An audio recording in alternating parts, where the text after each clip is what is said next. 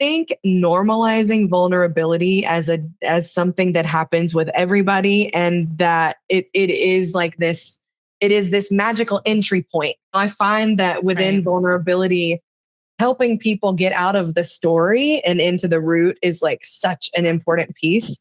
5, 6, 7, 8. Rock step, triple step, rock step, cha-cha-cha, rock step. Hi, my name is Kate, and my pronouns are they, them. And my name is Lou, and my pronouns are also they, them. Just two they, thems, talking about dance. Dance and stuff. So Lou, what's on the docket? We have a guest, yeah? Yes, we have Kyla Hallums with us today. She uses she, her pronouns. She is a movement coach, somatic practitioner, and bachata and salsa teacher from Nashville, Tennessee. She leads retreats in the Dominican Republic and Costa Rica. Kyla's work blends somatics and social dance with embodiment. We are so excited to talk to Kyla today. Welcome, Kyla. Hello, Kyla. Welcome. It's so exciting to have you here. We have been wanting to have you on this podcast since we conceived of it. So it's very wonderful to finally be at this moment. Yeah, I'm excited to be here. I know it feels like that was ages ago, eons, in fact. Yeah, it's been a while since we first connected about this. It's almost a year. It takes us a while to get around to our goals, but they do always happen. Okay, it happens at the perfect time. This is the perfect time. Okay, so especially since this is a dance podcast, we wanted to start with some icebreaker questions because we love a good icebreaker. What is your favorite ice cream, Kyla? Oh my gosh, vanilla. Oh, you're a vanilla stan. Stop. But a good vanilla. Like there are layers, there are levels. A really, really good vanilla, preferably with some really great hot fudge, is my go-to. And if I want to shake it up a little bit, maybe cookies and cream. But truthfully, I like vanilla bean. What can I say? Love that. Vanilla is actually beautiful. It is a classic. Well, it's also a deeply complex flavor. Yes. And what it does is it actually brings out the flavor of everything around it, which can be like a really beautiful metaphor for you, Kyla. Maybe. I really resonate with that on many levels outside of ice cream. Love that. Love that. Another question is, where is the best or your favorite place you've ever danced? Okay. I feel like people are going to know the answer to this question, but I would have to say Las Terrenas, Dominican Republic. But stateside, oh man, oh my gosh, I can't. I don't know. Too many options. But just in the world in general, I would say Las Terrenas. Yeah, if you've been there, I don't know how you choose any other place. Yeah, exactly. Absolutely. Yeah, I thought you were going to say a waterfall. Like a specific waterfall. Because you've been dancing in a lot of waterfalls. I have seen that. I'm like, okay, well, wait a minute. Hold on. I was thinking like social dance, like dancing with other human beings. Oh, yeah. But any place you've ever been. Yeah. Waterfall. Like in general, movement, dancing, forget social dance world, waterfall. That's on my bucket list for sure. Yeah. I feel like so much of your Instagram is you dancing in pools or in like beautiful, serene bits of water with the waterfall behind you and stuff like that. I think no one is surprised that I'm a Cancer. I'm a double Cancer. So you need to be in that water. Cancer. If there's water, I'm getting in. I don't care how cold it is. I don't care. I'm getting in. It's happening. I don't make the rules. I'm like that too a little bit. Like water really speaks to me being in it. We're both Scorpio rising. So we've got like the other element of water in us and like the transformative, like deep water, Well, it's kind of a good transition actually, like talking about that embodiment piece, because I know we really want to talk about that and your somatic work. Yeah. Where does that come from for you? Like, where is that in your story? How did that come to be in your work? Yeah, well, I think embodiment, like, yes, sure, we can call it as the, methodology of embodiment, but embodiment is just like a human thing that we all have. And I think over the years of having a body that has changed so much, like my sweet body has like expanded a ton and, contracted a ton over the years. Like I've experienced so many different levels of that I think it has me seated in a different position to like really be in tune with what's going on in my body, understanding how to, maneuver this body as it shapes and shifts. So I think the lens of embodiment where it sits in my career now, like the beginning of it just starts with like the way that I've experienced my own life and like how I've had to, shape and shift and do things differently based upon that within my own just human experience. And then in the world of dance, I started teaching and, almost 10 years ago now. And at first it was all about dance, everything dance, dance, dance, dance, dance.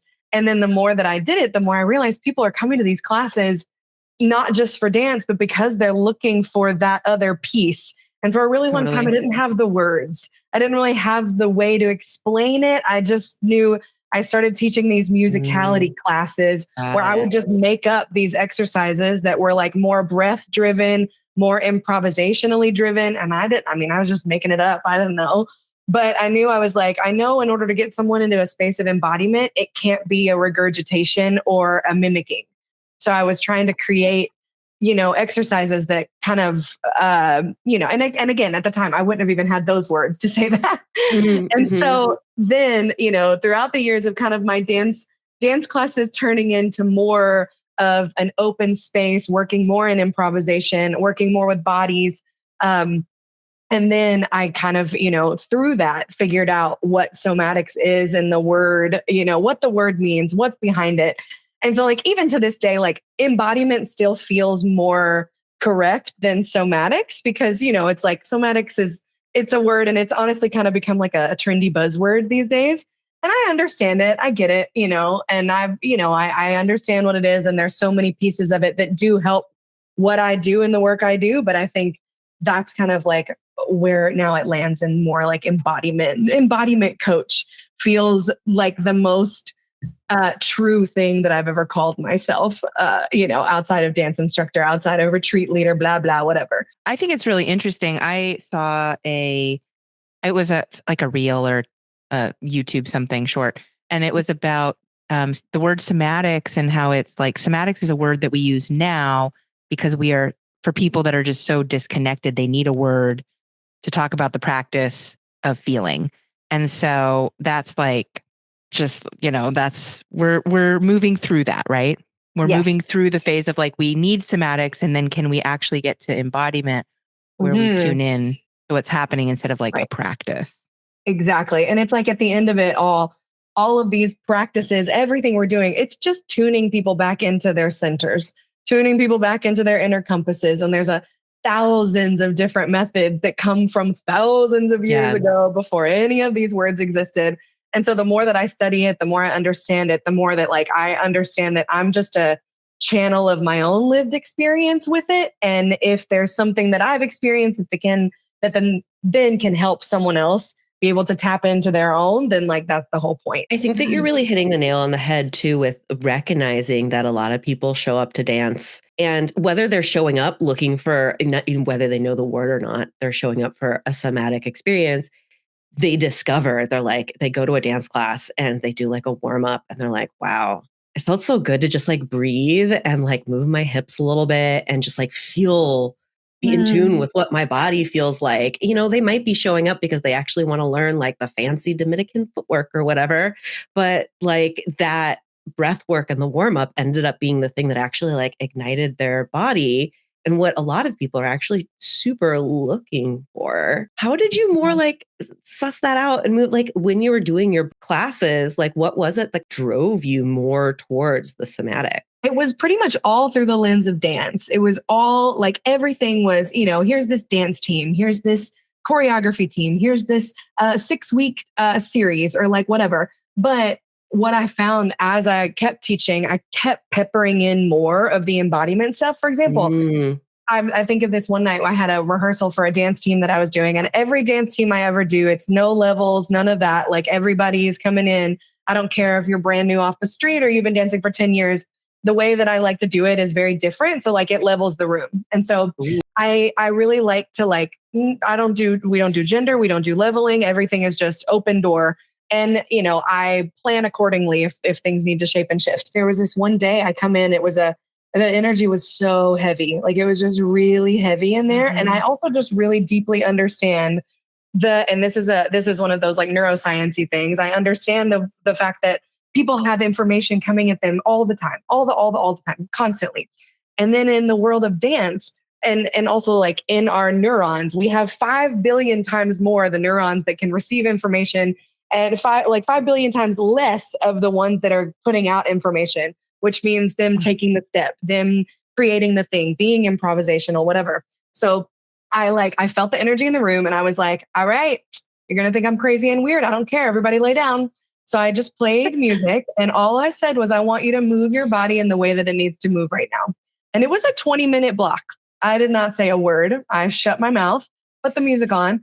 And then afterwards, we all came back together. We did 3 deep breaths. We stood in a circle and lots of people were in tears. Like it was a very like emotional thing. And that was a big shift for me in that moment because I'm like, damn, like people just need space. And there's something really powerful whenever we're in a space that we all have like chosen to be in. Someone gives us an intention. And so there's a reason to do it. It's not like that's a lot easier than saying, oh, I need to lay on the floor for a second and going and doing the whatever you need to do. Like when someone says, all right, we're just going to lay on the floor. I want you to move however you want to move. And there's always this energy of like, oh God, here she goes. I'm that person and that's fine. And then there's a shift. There's this like, what? So I think going from just peppering it into dance classes to then being like, oh my God, this is what I'm supposed to be doing. Just realizing that there were some things that I was kind of missing out on as far as like the way that I could help someone because I wasn't fully committing to the embodiment.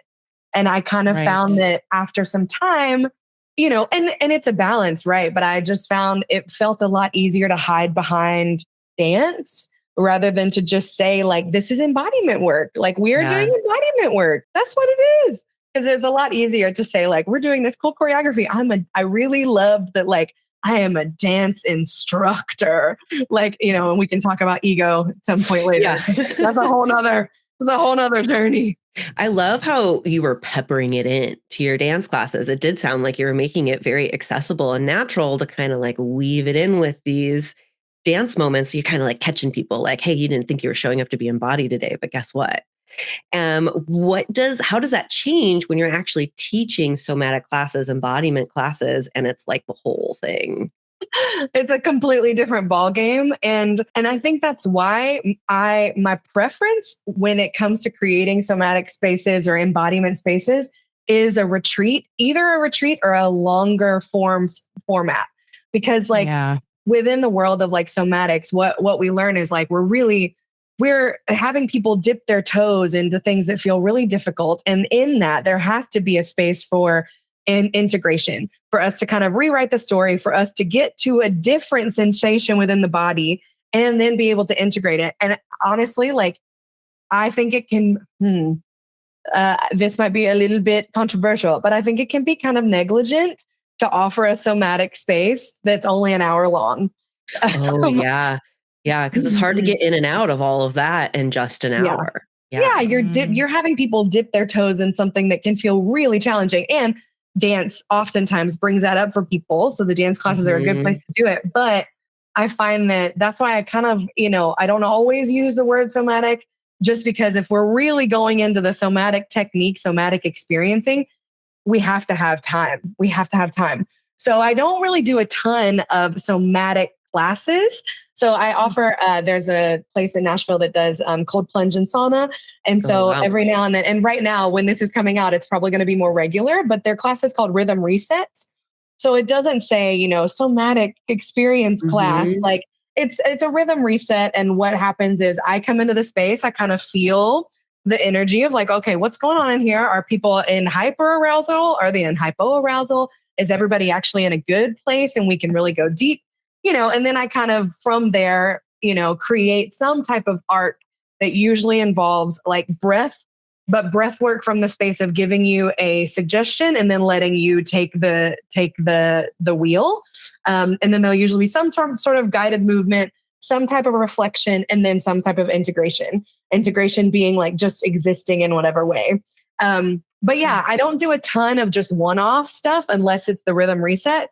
Because like in a somatic retreat, whenever I have every single day and I'm really able to kind of make that arc of we dip our toes into what's going on, we process through it, we do visualizations, and how powerful it can be to do a visualization at a waterfall or at this big energy center where people can really shift because our brains don't really know the difference between the visualization or what's actually happening.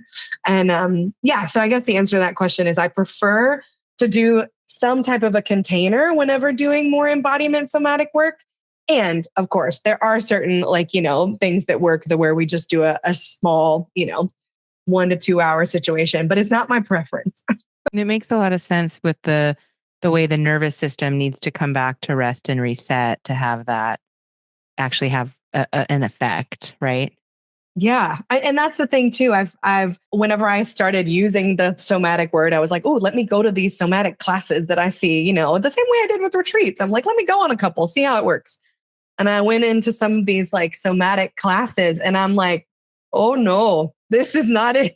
It's like, I witnessed it. I witnessed people being led to a place and then not given a way out. And I think that can be pretty spicy. It can be a pretty, negligence and intense word, but I do think it can be like that. And so I'm learning, in that space. That's really interesting. I mean, having enough space and time as people in this culture is just like so deeply hard. And dance class even can be a little bit like that. Most people are getting a little bit activated in one way or another in just a regular ass dance class. And then add on top of it, you're going deep. I mean, I've taught somatic classes before, and I've had the feeling of like, whoa, that person just like had a complete and utter breakdown. And I don't have the tools right now or the space or the time to give them the space to move through that to whatever is on the other side of it. It's really, really intense work. And, I did start a dance company here in Nashville, and I was like, one of my things, I was like, I know people are going to think this is crazy, and they still do. But our classes are in 2.5 hour blocks. And I don't allow 2.5 hours is so long. But I want to say that I have taught at a place where those classes were only 45 minutes. And that was not. So 2.5 hours sounds kind of great. Honestly has been incredible. And it's like the thing that initially when people, because it's like 6-week series and it's a 2.5 hour block on a Monday night, and they buy and they're like 2.5 hours. And then at the end of almost every class, people are like, oh my God, that was so fast.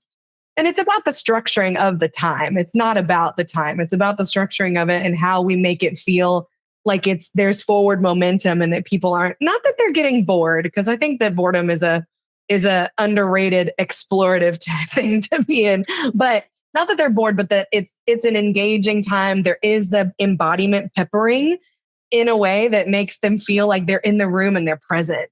And I think that we, like you said, like people do get activated in dance classes. Of course they do. We're asking people to move their bodies to rhythms that 9 times out of 10 they're not familiar with, that are just like complex. Of course they're going to be activated. And on top of that, you got to have another human being in front of you that you're trying to, transfer energy with. Imagínate. It's too much. People freak out. Whether they know it or not. So yeah, whether they know it or not, we always start with, this is a thing I've done for a long time. And with these embodiment things that I've peppered in over the years, of course, there's this part of me that's like, it's too much, or people are going to think it's weird, or it's woo woo or whatever. And now I'm just in the place where I could give 2 flying fucks. I know that it works. And if it works and you feel good, stay. And if it doesn't, bye.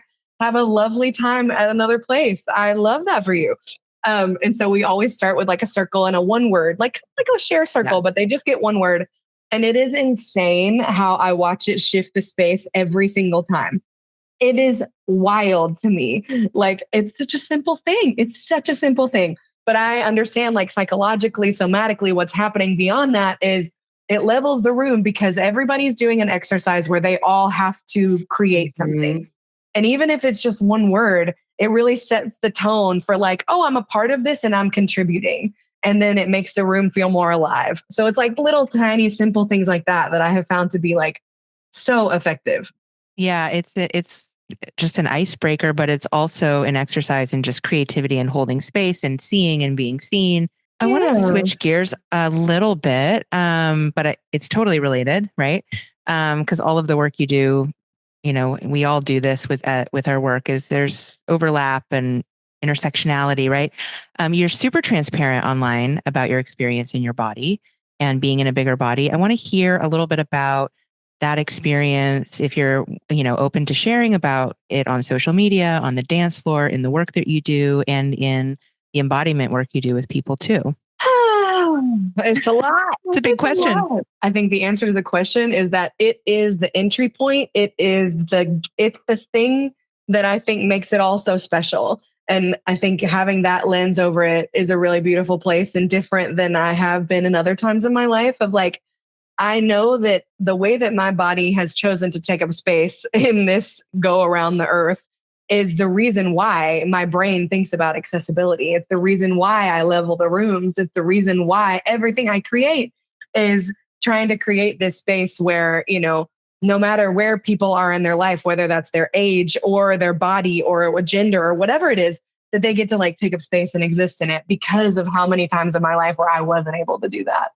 Because of where my body was or made to feel less than or whatever. A question that I'd love to ask is, I believe, if I'm understanding your story correctly, I believe that your body, you had some sort of health issue and your body changed as well.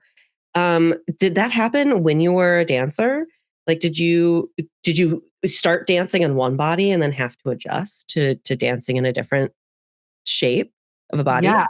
So no, actually, what happened was the surgery happened. I had open heart surgery in 2013, and I started dancing in 2015. Oh, okay. So there was this like the surgery is kind of the thing that opened the door to like, ooh, I don't know what I'm doing, but it can't be all this. I'm going to start living my life, because it was very much a like I should not have lived situation. Wow. So I was like, well, let's go out and take salsa dancing because I might die. Yeah.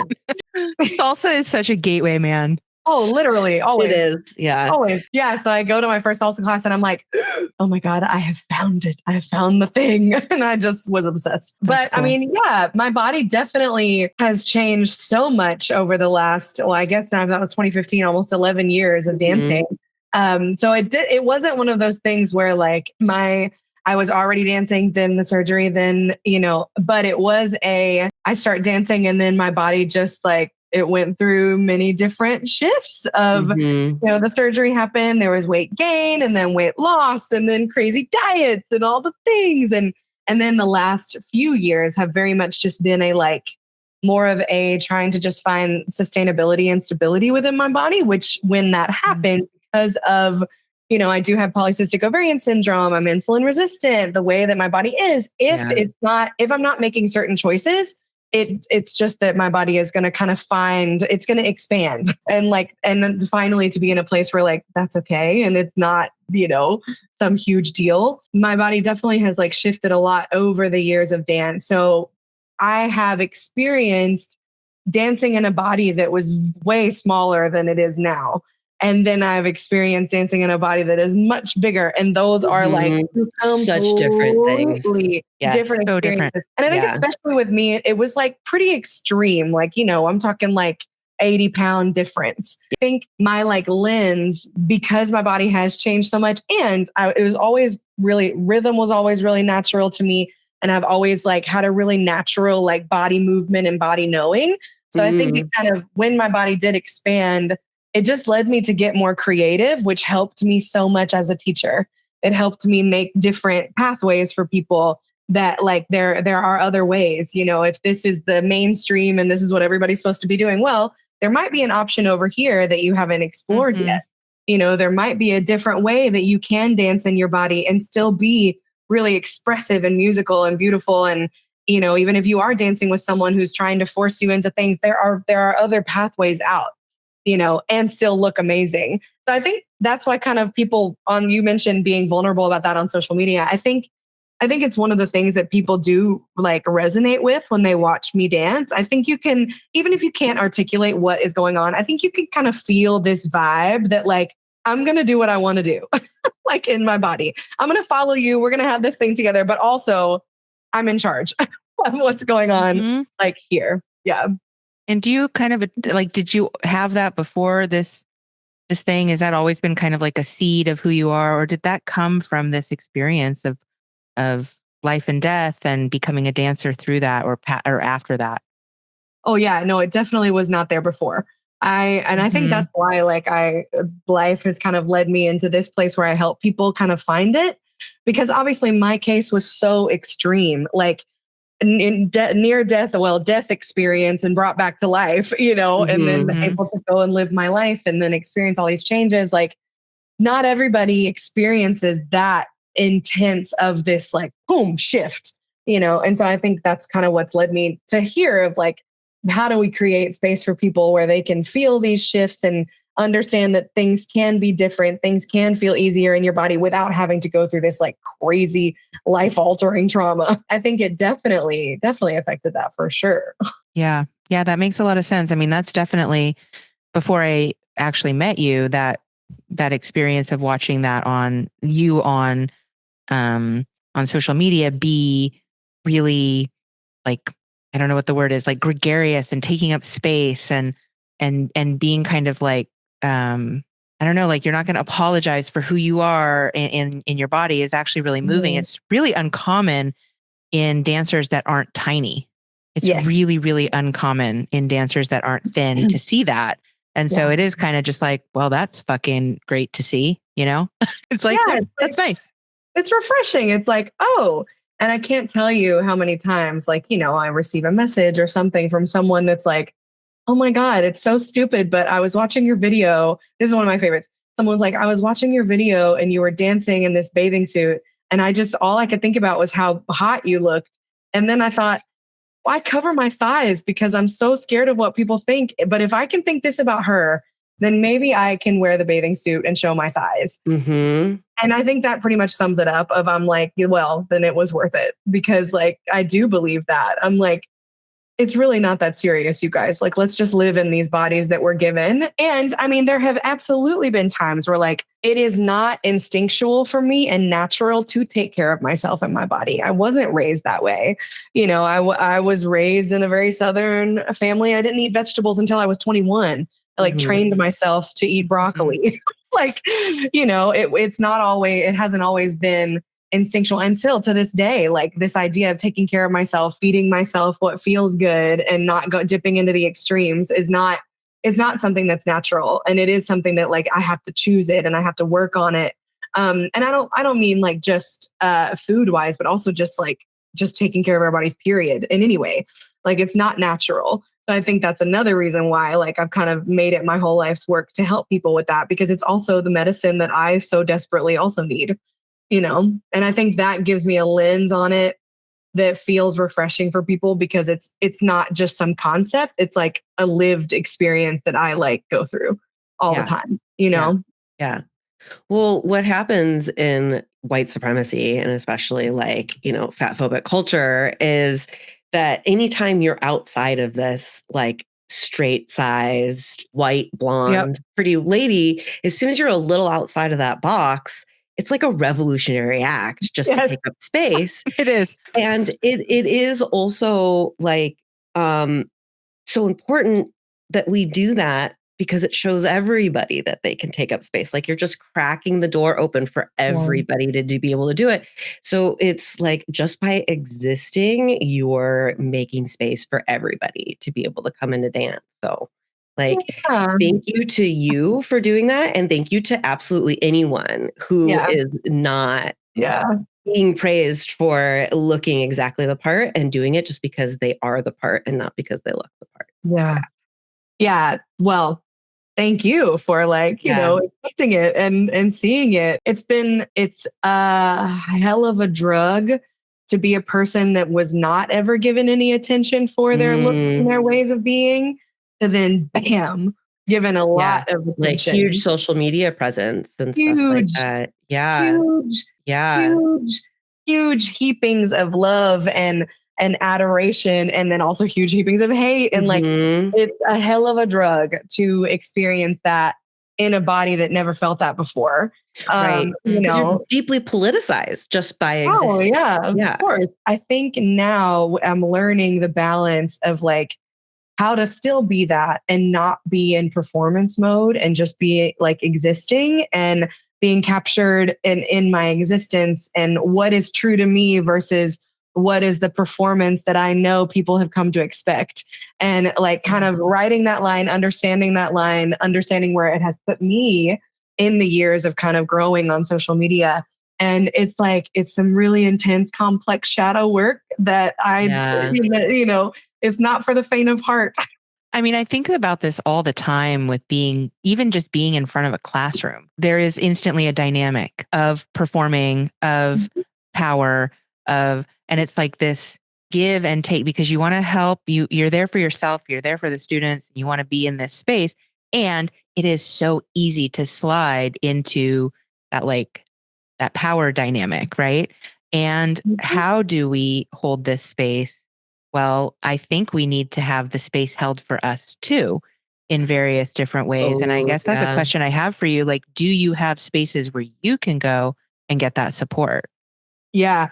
Well, yes, I really resonate with everything that you just said, 100%. And I also just want to say out loud, because I think on these podcasts too, like any type of interview, it can kind of feel very like polished and like, oh, look at them, they've done it, And I just want to say out loud, I have gotten it wrong so many times. And I continue to get it wrong. And I continue to like go back and forth and come back to the drawing board. And I want to also highlight the importance of understanding that is a process that never ends. And that I think in, like you mentioned, white supremacy and all this stuff, like in everything where the goal is that we're trying to find the like, boom, and this is where we land. And this is where this is the end all be all. This is the thing. And I just want to say out loud the importance of understanding that like we're programmed to believe that is a thing that exists to take us off of our centers. Right. And as we like travel into our centers and into that inner compass, understanding that like it is a process that never ends, our capacity just expands. Yeah. And so I think exactly to your point of like asking the question of, do I have places where I do that, where I also see that?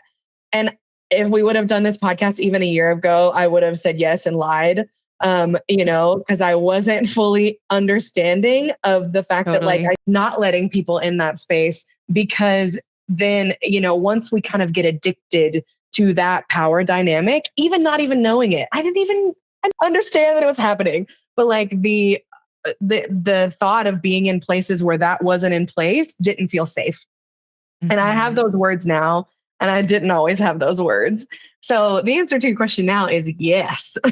Love that. Love that. I've gotten a lot better. And honestly, starting the dance company here in Nashville with a team now of like people that I'm training how to teach in this more embodied way, and teaching them about teaching from the lens of accessibility and social dance, true social dance, and not just the hierarchy of dance company. It has been such a gift to like be in a space where there is help and there is community. And something that lasts. I didn't always allow myself to receive lasting support, or, maybe it was just like a one-off, because I kind of got in the hamster wheel of post the thing, receive the validation, be able to exist another day. And if that didn't come from that space, then I hide and go turn into my little hermit, and I don't leave my house until the next validation hit comes from whatever that source was.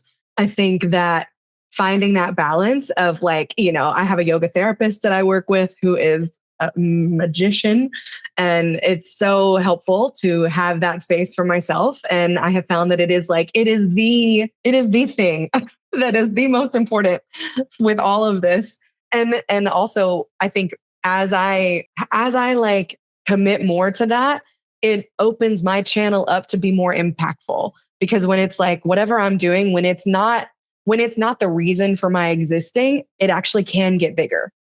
I'm learning like it can expand more whenever it's not like the thing that wakes me up in the morning. It's like I'm a human being, and like I have these other things going on, and this gift that I have with the embodiment. I love hearing that you're doing all of that work too, especially like stepping away from that validation dopamine cycle of social media that is made to addict you to it, and that you get your validation from other places. And that I also really love hearing that like you are creating these sacred spaces for everybody. And it's a huge fallacy. There's so many people that have those big egos that are like, well, everybody else needs this work, but I'm the perfect one that facilitates it. And you're like, no.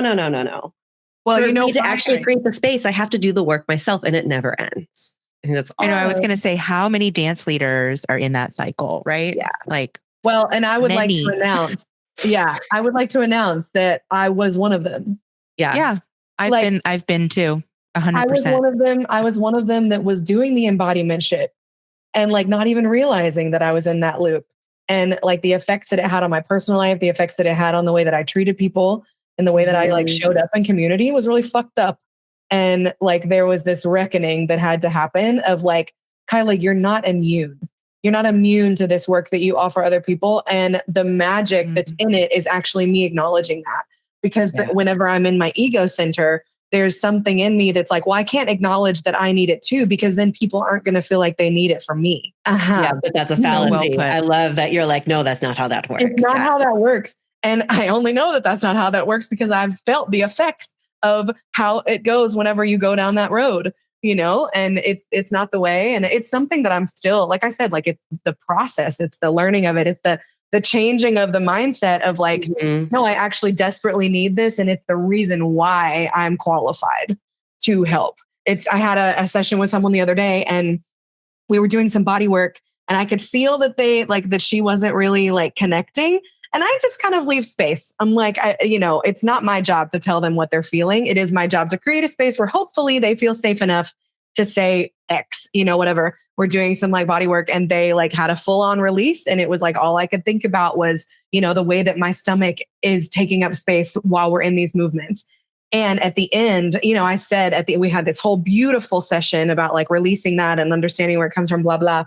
And at the end, I thanked her. I was like, thank you for like being honest and not just pushing through this work whenever in reality it was bringing up this other thing. And she was like, well, the only reason I could be honest is because I know that you felt that. Like, I know that you've felt that exact thing, or she said something along those lines, which is just a beautiful reminder also for me to keep going down that road of like, okay, well, that's why it's important for me to do this, because I do have that experience. I do understand that so vividly in my own body and experience of life, So yeah. I think thank you for being so transparent. And also I want to say, like, I've been learning more about white supremacy and Lou and I have talked about it and we have a couple podcast episodes about it in dance, but that when we feel like the conflict of being honest about stuff like that is not possible, we're in white supremacy of like, we have to be perfect. We have to be the person that can not only fix you, but also make no waves. And like, I don't want anyone to actually see my flaws. And so being able to go through a sensation of like, no, I'm flawed. No, there's conflict. We need to talk about this is an unpacking that is helpful for doing this kind of work. Yeah. And it's also deeply vulnerable. I'm definitely hearing vulnerability being like a theme through about so much of this, that to walk away from this perfect, shiny, white supremacist dance world that we don't want to be in, it takes vulnerability of being ourselves to be outside of it. How do you treat with so much of your own vulnerability needing to be present, but also with the vulnerability of your students or the people that you're co-leading with? Like, how do you hold space in all of this? Oh, that's a great question. I mean, I think vulnerability is at the core, at the root of like everything that is good. Like, I mean, especially when it comes to like expression and like artistic expression in any way, which I'm a big believer that like any type of movement in our bodies is an artistic expression. And it doesn't have to be through, salsa or bachata or a specific, it's like any type of expression is art. It is artistic, which then in turn means that it gets to the deepest, most vulnerable pieces of ourselves that we're scared to go there. And I think, I'm not sure, again, the whole flawed, I'm not sure how to answer this perfectly, but I think normalizing vulnerability as something that happens with everybody, and that it is like this, it is this magical entry point into the real. It's a magical entry point into the real whenever it is touched into. And I think there is this idea with vulnerability, that the balance of vulnerability versus oversharing and co-regulation and needing somebody else to validate the experience that you're having, versus being able to say, I'm experiencing blank and that has been really difficult, or blah, blah, blah. Instead of, this is what happened and then I went over here and then this was that and it was really hard, blah, blah, blah. I find that within vulnerability, helping people get out of the story and into the root is like such an important piece. So like something as simple as the little, a 1-word circle is helpful because it doesn't get people, most people go into the space of needing people to understand them. And when we go into a space of needing someone to understand us, it feels like we need to really explain. I need to explain all of the pieces of this, which, gosh, you both we all have situations in our lives where we could sit here and we could talk for the next 5 hours about in our lives where we could sit here and we could talk for the next 5 hours about X, Y, and Z happened. And then that led to this. And so I think that within creating safety and holding space for vulnerability, I really just try to help create a space that doesn't need to explain and that just helps people kind of name instead of explain. I have so many feelings about that. I've been doing core energetic therapy for on and off for 12 years, maybe longer. And the practice is all about not explaining what happened, but feeling it. And it's really hard.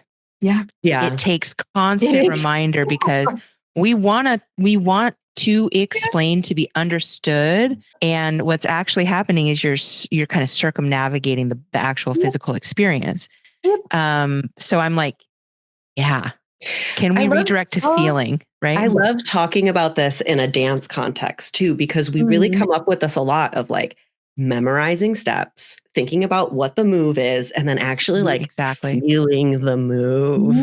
What's the difference? How do we get people from that? How do I get from that? What is that vulnerability center point? How do we find it? I think part of it, what just came to me as you were saying that is I think the more knowledge we have in a subject, the easier it is to not have to explain and the easier it is to be in the feeling of it. So I do think that knowledge is power, but knowledge from the perspective of we're gaining all of this knowledge to fill up the tank of understanding. So that way that whenever we go to express, there's no need to explain. There's no need to go overboard because we just know.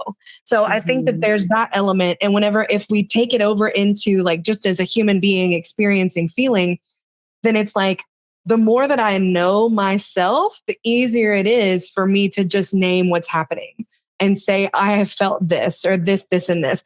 And that the only thing that does that is time and reflection and asking yourself the questions, knowing yourself more. So I think whenever we kind of copy paste that into the dance world, the more I go to these classes, the more I gain the knowledge and the understanding, the easier it's going to be for me to be in the feeling. Because obviously in dance, there is this element of, whenever we're just in human vulnerability, there's not a right way. There's nobody saying the right way to feel.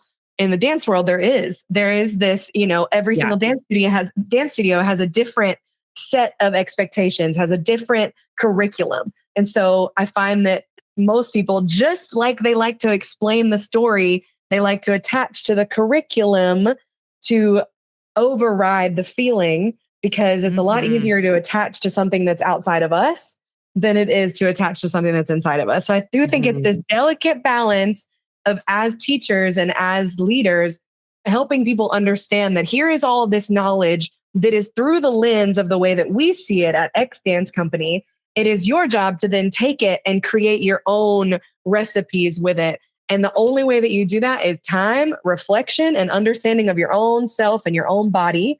And that's how you get there. Well, it's almost like you're saying feeling has to come first. Oh, interesting. It's almost like you just have to do it. And listen, you know what? I feel like I've had a lot of experience over the years of going into dance studios or going into festivals. And it is a thing in my classes. We get into the feeling quite fast, which I think you're I don't know if we've taken classes before, but even if it's a standard choreography class, I try my best to get people into the feeling faster and not get them lost in the sauce. And it is, it really is. It's it's a contagion. It's contagious. Whenever you set that tone, people go into that space. And I think the hardest part within the dance is that, we want to create a space for feeling, but at the end of the day, this is not ecstatic dance. There is a structure. There is a place where we ideally want people to arrive. And how do we create a container for them within that space to be able to find playfulness, to be able to find improvisation? And I think 9 times out of 10, it's giving less information in a class and more time, I don't even want to say for practice, but for embodiment. Because if we're giving, that's why the whole patterns doesn't work. They're just regurgitating, they're miming, they're doing whatever they're told, and then they go home and they forget it.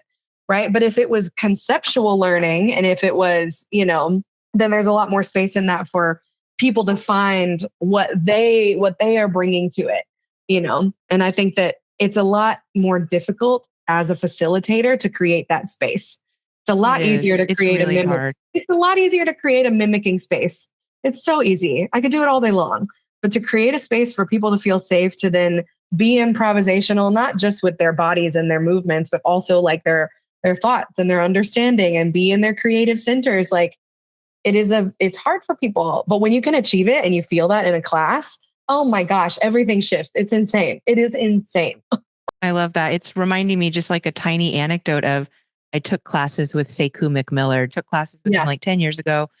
And after he's kind of a spicy teacher. He will like say stuff where you're like, okay, I hear you. And he pulled me aside afterwards and he said, you are reaching for the sketch of a move. You need to reach for the feeling in your body. Ooh. Hallelujah. I didn't really know what that meant at that time, but it was like a download that it stayed with me. He's like, a lot of people are reaching for the general shape of the move and not where it comes from the floor, from your belly, and watching him dance, of course, you see he's dancing from inside. Oh yeah. Himself. Of course. Oh my goodness. So I love to hear that. And it is a really challenging thing to bring to the space. And it's like a fun project. It is a fun lifelong project. And it's like, it takes more commitment to creating a space.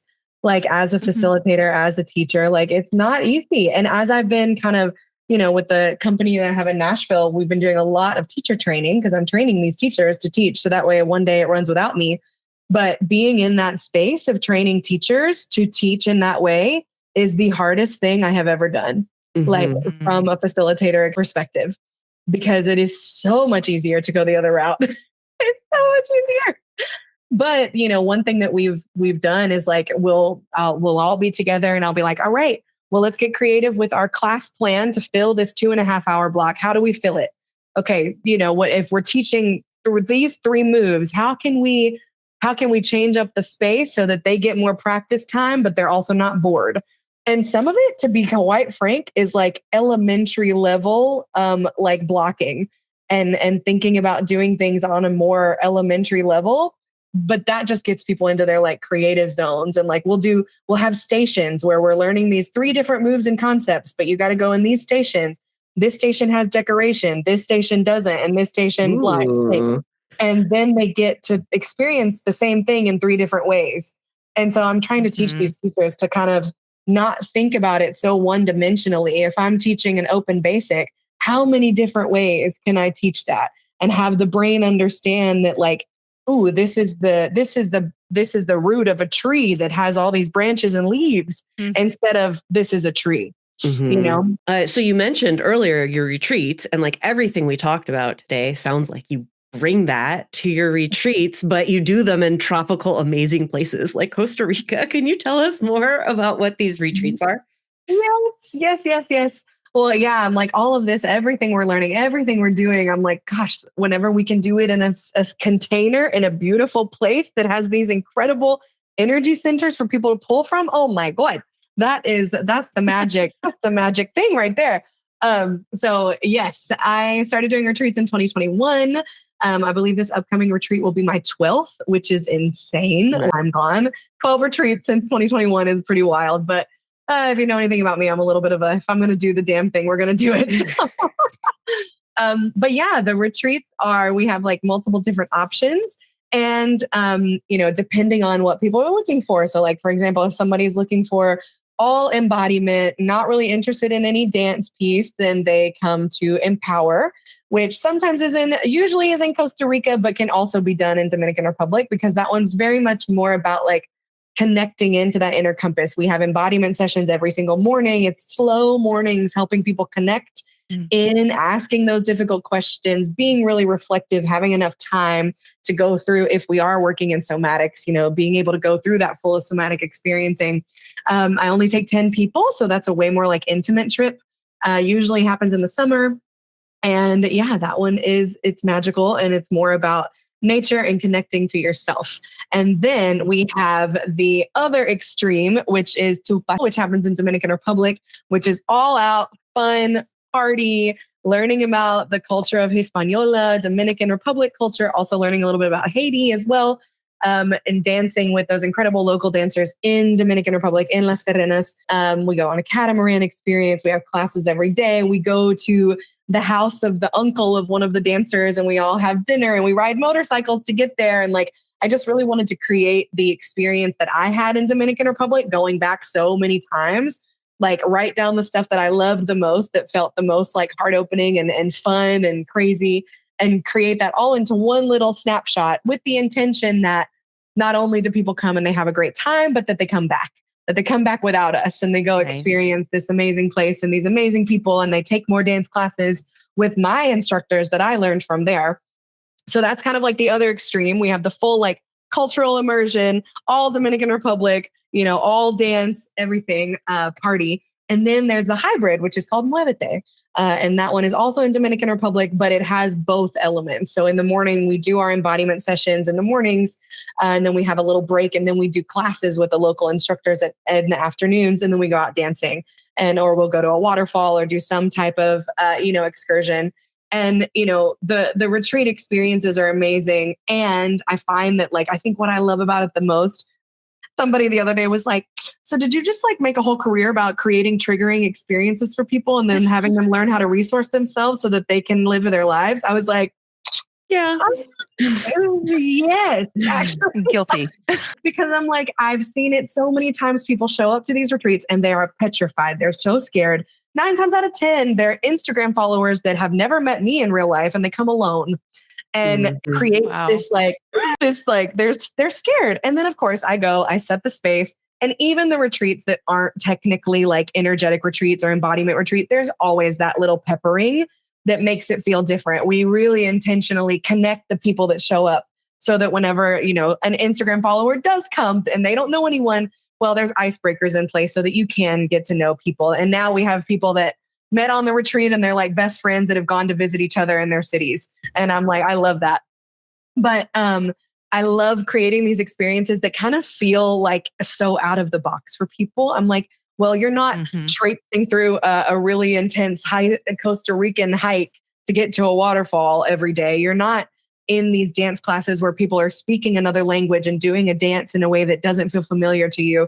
How can you resource yourself in that? Because I find that mirrors how people resource themselves in the difficult meeting when their boss triggers them, or whenever they're trying to go to a dinner alone and they're getting activated because they're scared.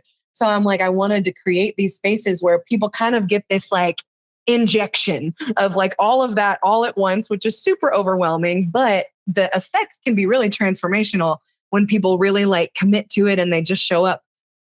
So yeah, those are the 3 options for retreats.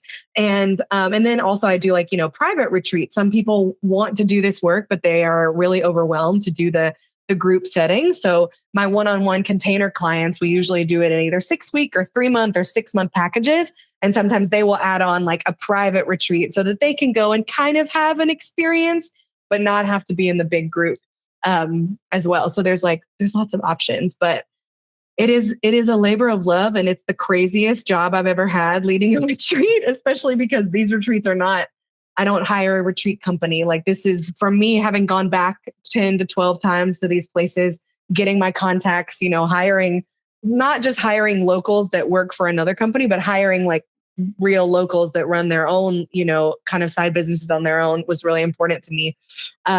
And so, yeah, it's a labor of love, and it is crazy. And every year I'm like, am I going to do this? And then I do it and I'm like, oh my God, of course. The build up, right, is always the hardest once you're there, right? So the one that's coming up right now is Tupas, and that one happens on October 7th through the 11th with an optional 2-day VIP extension through to the 13th. So that one's kind of the shorter one that people can do. And that one is the like all party fun catamaran dance classes, dancing every night, crazy, crazy fun. That one really activates people's joy centers. So that one happens in October. And then the next one, the one after that is going to be Muévete. So that's the hybrid where we do both. That one's also in Dominican Republic in Las Terrenas. And that one is February 3rd through the 9th. So that one's in February. And then the next, Costa Rica, honestly, that one technically is every other year. But if I go and there's lots of interest and people want it again, then it'll usually be in July if that one happens again. Yeah. Gotcha. So those are kind of like. So you're having one in July. You're having one in July this month. Or yes, in like 8 weeks. Released. Yeah. It will have just ended when this comes out by like 5 days. Yeah. Wow. Awesome. Yeah. Thank you for sharing your vulnerability and talking about the container that you've created and what you do. It's really cool to talk. And the conversation went in some directions I thought it would and some that I didn't, which is really cool. Yes, Kyla, it's been amazing having you as a guest today. We've learned so much, and wonderful having you share this vulnerability with us. Thank you. Thank you for creating a space where it feels safe to do so. And thank you for doing this podcast and doing the work that you're doing. I think it's really important, and I'm excited to watch it grow and get even bigger and hopefully impact more and more people in this space. So it's an honor. Thank you for having me. Great. As usual, leave us a pod review wherever you're listening right now. And something new, check out all the stuff we cooked up on our new website on how to decolonize the dance world. Check it out at degenderdance.com. And that's it for today. Goodbye. Bye. Bye. Bye.